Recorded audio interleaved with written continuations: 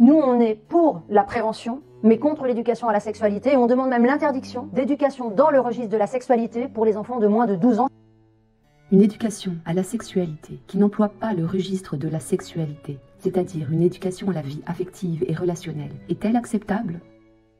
Les adolescents seront mieux préparés s'ils ont pu suivre un cursus complet d'éducation aux compétences émotionnelles et cognitives à l'élémentaire, suivi d'un approfondissement au début du secondaire. SOS Éducation.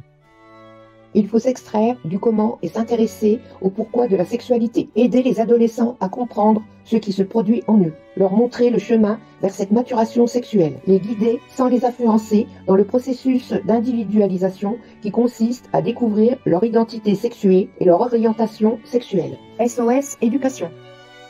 L'éducation à la vie affective et relationnelle est, tout autant que l'éducation à la vie sexuelle, une effraction de la sphère publique dans la sphère privée, et même jusque dans l'intimité des familles et des mineurs, et ce, quel que soit leur âge. Elle permet par ailleurs l'introduction auprès des mineurs des thèmes de l'identité de genre et de l'orientation sexuelle.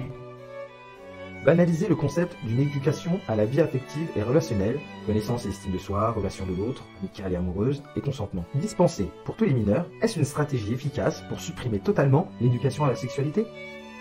Ces déclarations manifestent-elles une volonté de supprimer l'éducation à la sexualité, ou bien au contraire, de la rendre possible? Ne participent-elles pas à la fabrique du consentement?